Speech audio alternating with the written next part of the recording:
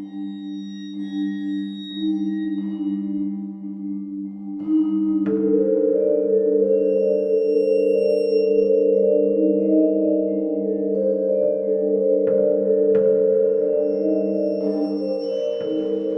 hello, and welcome to Al Dente Rigamortis. I'm Review Cultist. And I'm Mikey, the E stands for evil.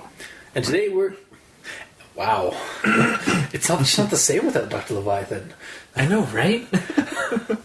And we're here to discuss those internet stories, most creepy and most pasta. Tonight we have Rap Rat. So, yeah, Dr. Leviathan isn't here tonight, but we are moving on, or we are pushing forward. We are pushing forward. We must go forward, not backward, upward, not forward, and always twirling. Twirling! Oh, wow.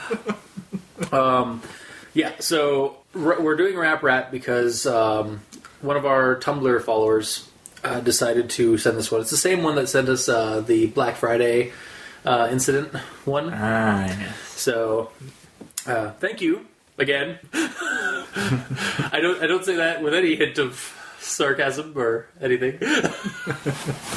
We totally love the ones you send us.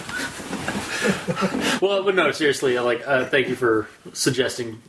Anybody who suggests us creepypastas, thank you, because despite the fact that sometimes we don't like them, more often than not we don't like them, it's fun to rip into them, at least. So, Rap Rat, as I found out when I looked up, when I looked through the comments, I believe it's by CanadianCowboy, is apparently the person that was tinkering with the history of, or that was the user that was in the history of the page on creepypasta.wiki, as said by somebody on one of the comments. So I take that with a grain of salt as being the author of this one. But okay, if it is, all right. And yeah, it's you can check it out on creepypasta.wiki or the countless YouTube readings of it online. It's there's one in particular. There's a couple, like Mr. Creepypasta's done it. Some ordinary gamers have done one. Go Google or go YouTube the videos of the readings if you really want to listen to it or read it. It's based on a video from a board game called Rap Rat. That can be found on foundfootagefestival.com. So this isn't so much a lost episode as it's a lost board game or cursed board game episode or video. Yeah, more cursed. Cursed VHS. Cursed board game VHS. Yeah. It's the VHS game where you plop it in and then you follow the directions on the VHS and play the game. Yeah, it's an actual, and it is actually a board game. Like Rap Rat was, it's the VHS component, much like Nightmare from like the 90s, and I think there's a Star Trek one with Experience Beach. Yes, yeah, it very much so Experience Beach. Yeah, okay. And actually with Nightmare, it's actually the same company that actually made Nightmare and Rap Rat. So. And yeah, this. But just for anybody listening to this that thinks that that the story might be real when they read it, and so that this story is completely bupkis, though I really shouldn't have to say that. Yeah. But unfortunately, some events have happened in the past, not from our show, but like in creepypasta community in general, that merits that when it comes to pastas in this kind of format. Okay. And I'll get into that with my notes on this one. So the rundown for this one, though. So when our narrator was a kid, him and his family played a VHS board game that scared them with freaky imagery, and then they shut it off. It did give them nightmares for several weeks and months, but then life went on. So years later, our narrator finds it again in his closet with his girlfriend. He finds it along with his girlfriend discovering it, not that he found it beside his girlfriend in the closet. And to prove to his girlfriend that what he saw was real or like it's really scary, they played it like a complete dumbass in a horror movie. The imagery is new, but it's still freaky. Like it's the original images were like his childhood fears, and this one seems to be like, I guess, his adult fears. So he's afraid of like touching horrible hot metal and till his hand become leathery mess and stuff like that. And then the imagery is kind of like interspliced with a Rap Rat, who is now more twisted and realistic looking than the original puppet that he saw when he was a kid. Also, some things try to get through the something tries to get through the door while they're watching the video, but stop when he takes the tape out of the video or the VCR. They try to destroy it, but it just keeps coming back and is haunting him. The narrator researches, I say in quotes, the game and finds the company closed 2 years after its release. And also turns out that there's a Haitian death/fear cult or fear curse on the Rap Rat board game in general that will summon a fear demon called Apparat. With some warnings of avoiding the game and like what to do, like some like rules, like almost like the Scream rules, like the slasher flick or horror movie rules kind of things. The story pretty much just ends there. I don't even think the game. I don't think we even got like conclusions like, well, so are you still just being haunted by this thing, or yeah, like it was established that the VHS tape was cursed, for lack of a better word, because he stomped on it, destroyed it, and it reappeared. Yeah, no matter what he does, it comes back. And then he's apparently like when they go to sleep at night, they in the darkness they hear like the scratching sound on the door and stuff like that. So I guess this is just like he's just accepting this as his life now. He lives there with a curse. So yeah, that's pretty much the story of Rap Rat. My thoughts for this one. So this video. So yeah, here's a quote. This is the first quote that told me I was in for a good time. The video was indescribable, and then he proceeds to describe in detail what was on the video. At least maybe not in detail, but in like vague imagery of what was on the video. Yep. Yep. If it's indescribable, then how are you describing it? Like, it worked for Lovecraft in the 1920s because it had not really been done like before. Well, and he was trying to describe things that nobody had any idea what they were. Like he was describing cosmic. It only works if you're trying to describe cosmic horror or like something that is too big for humankind. And like this video is indescribable, but all the imagery you detailed in the following paragraphs or sentences are described. Mm-hmm. So yeah, it's horrible horror trope misused. Mm-hmm. Rap Rat is described several times in the story from the normal version that you'd see in the actual video. That if you go on YouTube or go onto foundfootagefestival.com, you'd actually see what the rat looks like, and also in a demonic form that we see during I think the later one. So why have the image? Because the story does have an image that accompanies it at the top of it. And we see, it's basically just a screen cap of said video.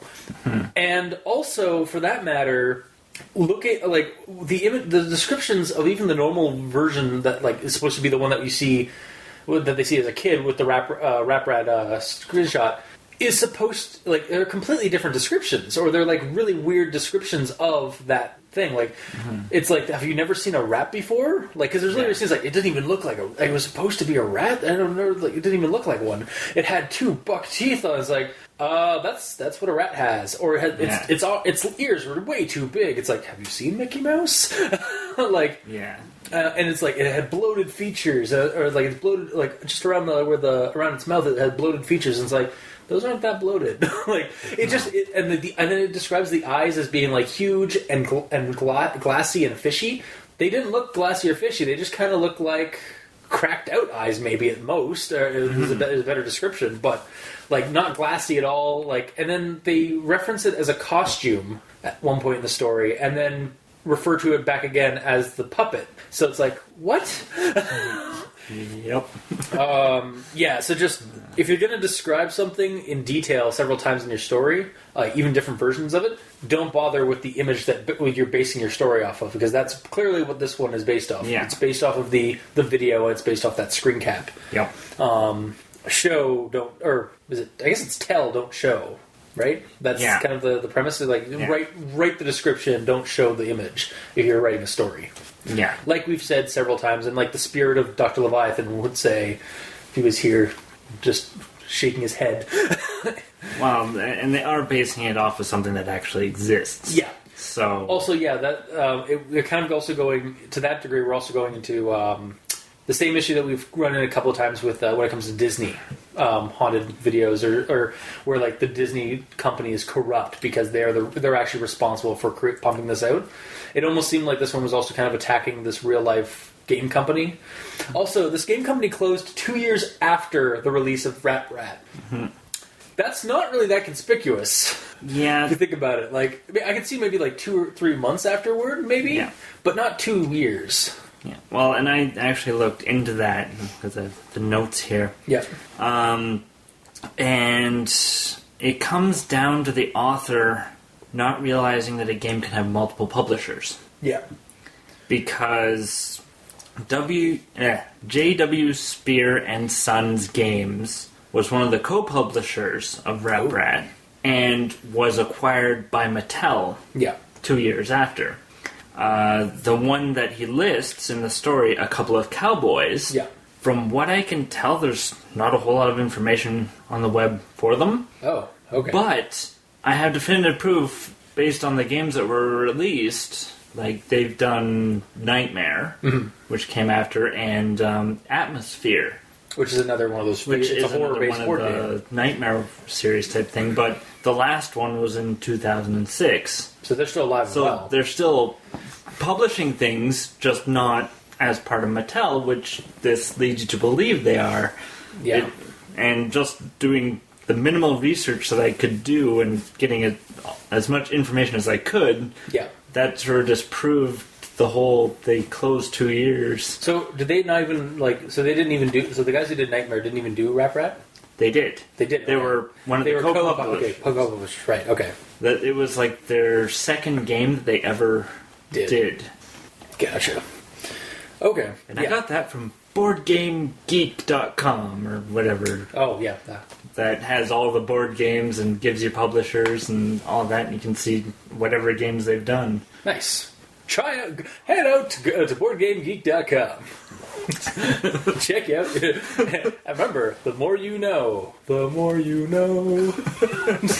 Anyway, I'll try to flee the 90s now.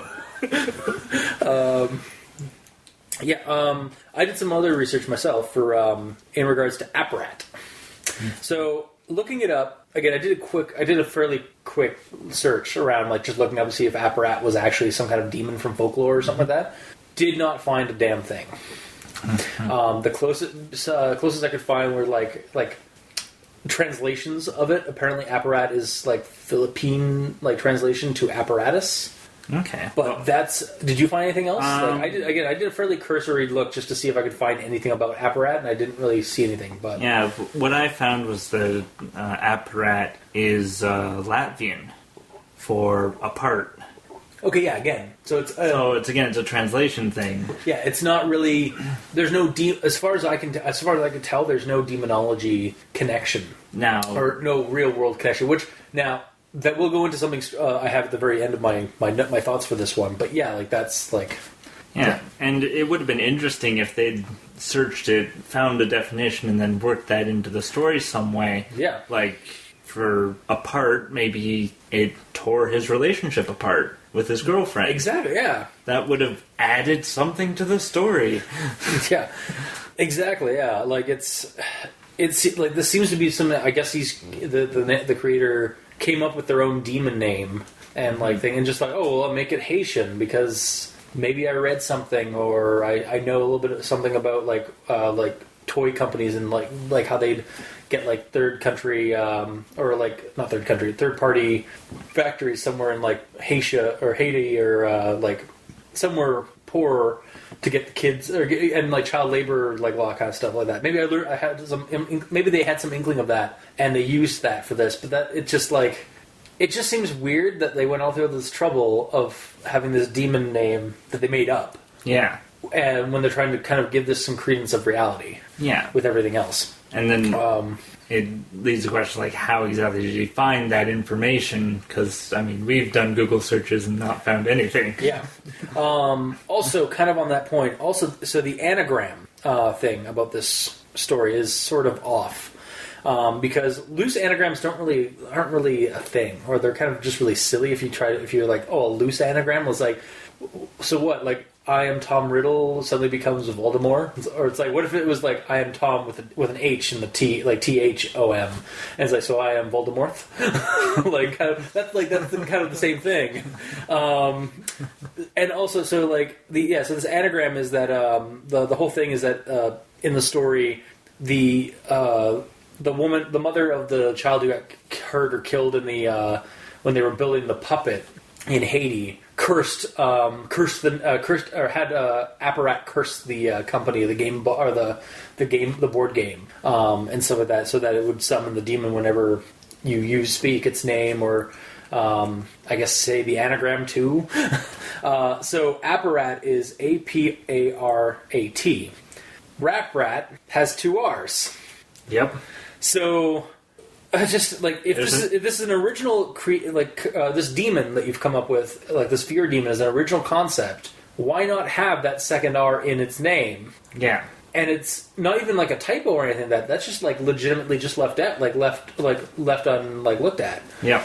So, or if you're gonna have it be like apparatus in like APA, like the single R, then how about you call the board game, or how about you don't use the board game that's actually from the real world, but have a similar one that's called Apprat.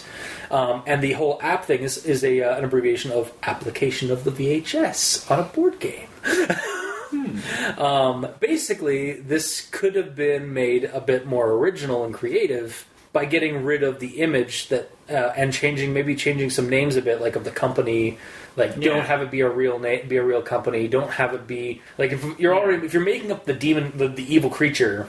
Don't fucking like stain or stain some like actual company's like name with this creep. I mean, it's harmless for the most part, but it's like kind of slander. It's the same premise we have when it comes to Disney. Like, yeah, I like the ideas of Disney, of Disney things being cursed. I don't like the idea of Disney, the company, being an evil corporation, because they're not really that evil. They're just capitalists. Mm-hmm. Same with this board game. This board game company, like, they might have done some shady things, maybe. I don't know. Again, I didn't look that far into the research of the history, so I don't know if they actually did have like Haitian factories with child laborers and whatnot. But like, you literally just made a Haitian demon, if that's the case, for a demon of a Haitian origin. For your story, like, yeah, you've already put the legwork in for the demon, for the creativity. Like, why not? It wouldn't be that much harder to change the names around, to make the company a fictional company, to make the game, basically the story. The core concept of the story is good. The application, the application of the story is bupkis. It's completely shit because of like the half-assed work that was put into it.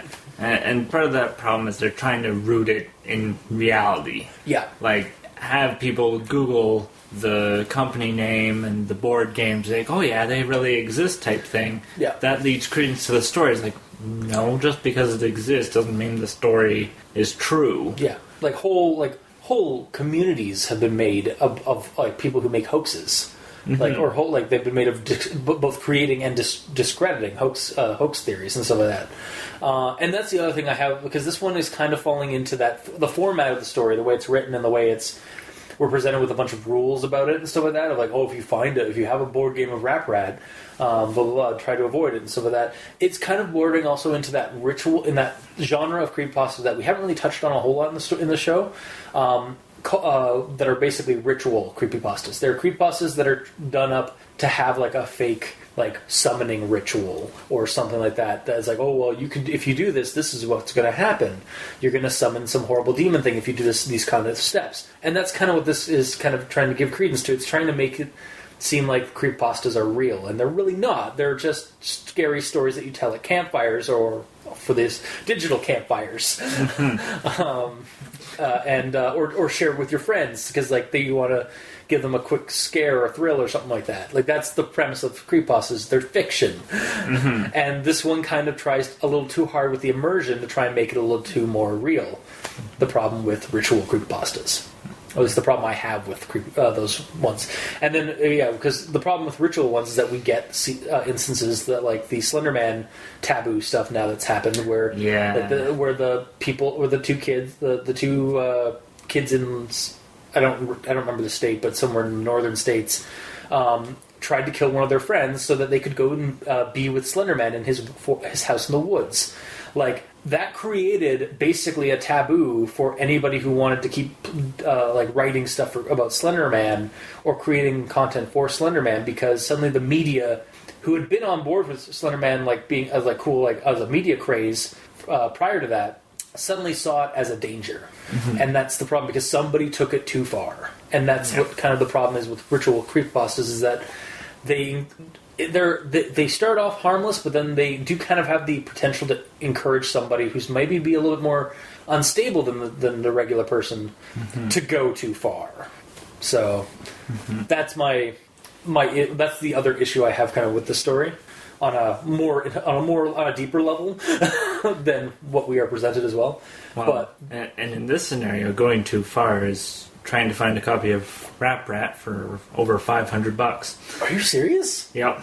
eBay? Well, it's on... Or just on Google Shop? Well, it was on BoardGameGeek.com. It has the list of where you can buy it and stuff, and it's at $500 for a used copy. Well, yeah, because it's not... Because nobody wants to play it, and it's rare. Oh, man. But this should all be destroyed. That's basically my thoughts on it. So, Mikey, he stands for evil. Do you have anything else to add? Well, wonderful thing, YouTube. You can find the full version of the VHS video for the Rap Rat video game. You didn't. I started watching it. Oh, God. I got past the rules. And then I started actually watching it, and I got about 15 minutes in. You lasted 15 minutes? And I was like, I can't handle anymore. Because it's a rapping rat. Yeah. And honestly, it's pretty creepy. Because you think, oh, it's a puppet. But no, it stutters. Like it's a demonic possessed rat. Oh. And then it zooms in on the eyes in certain intervals, and it blinks, and it's... So there's actually some credence to this. Wait, are you telling me there's actually some credence to the story? For why somebody would want to write a creepypasta off of this? Yeah. Wow. Okay. It's creepy in its own right. Like the first portion of the story where he said he had nightmares as a kid, I can believe that portion of the story. And then the rest is just the process. Damn it. Okay, so might be something I actually have to sit down and watch then. Oh. Oh man, we should totally do a riff tracks of that. Anyway. Yeah, so that's the only other thing that I've got here. Huh. So it's actually nightmare fuel. Yeah. Wow, that's hilarious. All right, so there is some credence to the core of the concept of this, what the pasta's trying to do. But again, the application of what is actually written and what the guy actually does put in, or what the person actually puts into the story, is pretty weak sauce when it comes to the trying to make a creepypasta, a creepypasta. Huh. All right. Yeah. So, with that said, they could have done a lot better. Yeah. If they borrowed more from the source material instead of just the goddamn image or first or the clips that you've seen on, because I think I think the video file I looked at, I checked it on foundfootagefestival.com, and I only saw I think it was only 2 minute long thing. It wasn't a long I think it was just a clip, a set of clips. But it didn't look like that. It's not what you were describing. It was just so it's just an annoying rat puppet. Okay. You can't see this, audience, but Mikey is giving me I've seen things. Look. Do not watch the video. Do not watch the video. Remain calm. Do not watch the video. All right. As a warning to the audience, stay away. God damn it. Is there anything else you'd like to say? No. We've become a creepypasta. Oh my god, my dream! Alright, well, with that, this has been this week's episode of Al Dente Rigor Mortis. So if you like what you heard, if you didn't, leave us a comment in the comment section below wherever this gets posted, whether it be on Kiwi6, Facebook, YouTube, Tumblr. You can leave us a rating and review on iTunes. Every little bit helps.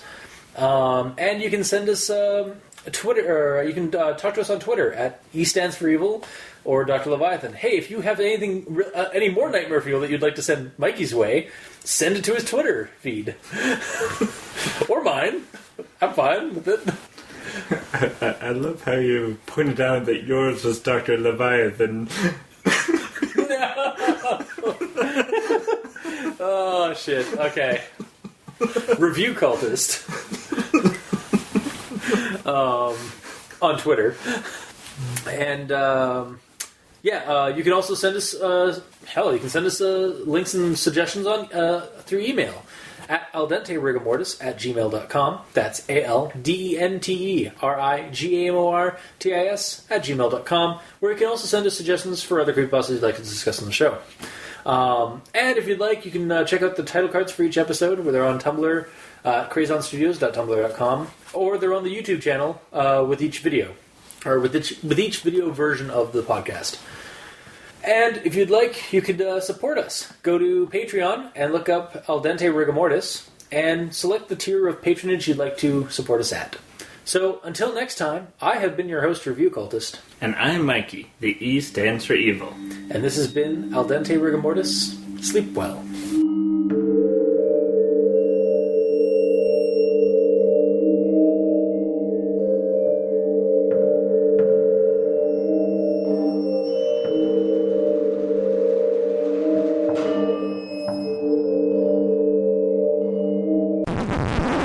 Oh, snap.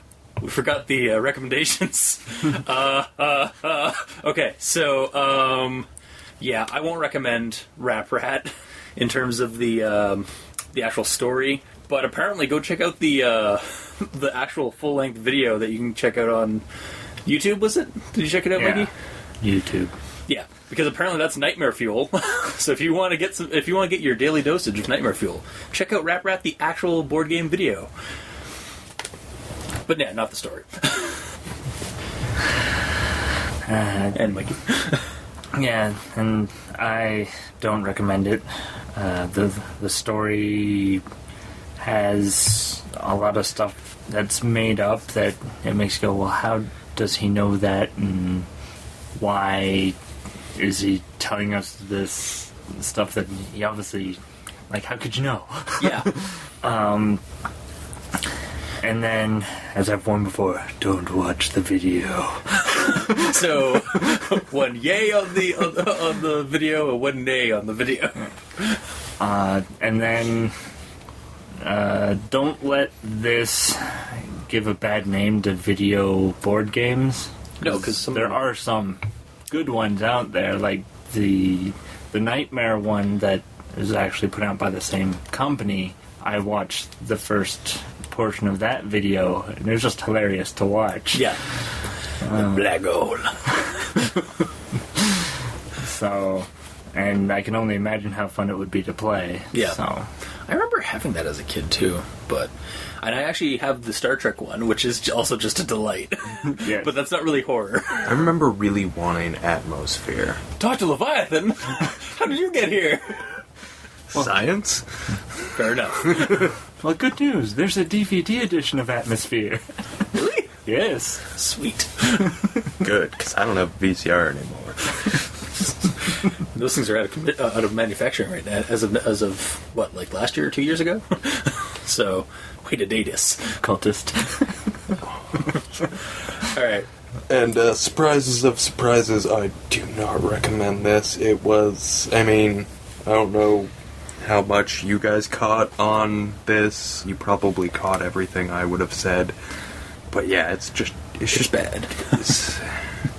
it's a cursed object story, and it's just done poorly. Like, the core concept is cool, is a neat idea, but it always ends up being badly. Well, and produced. one thing I really, really hated about it was the first bit where this is one thing that I'm sure you guys caught, but I've got to say it because I still remember how like just jarring it was.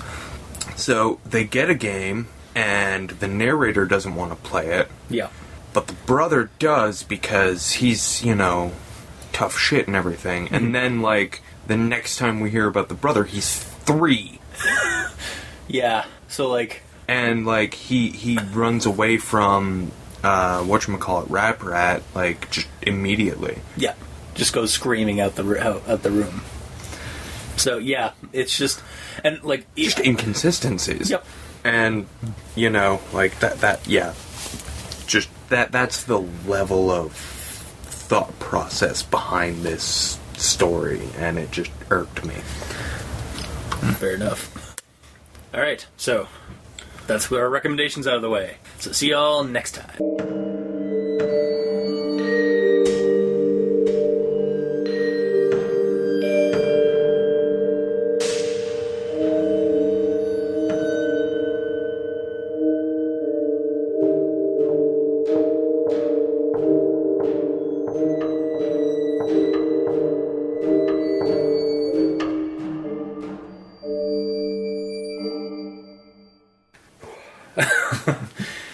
Future me, I'm sorry. You have a lot of editing to do.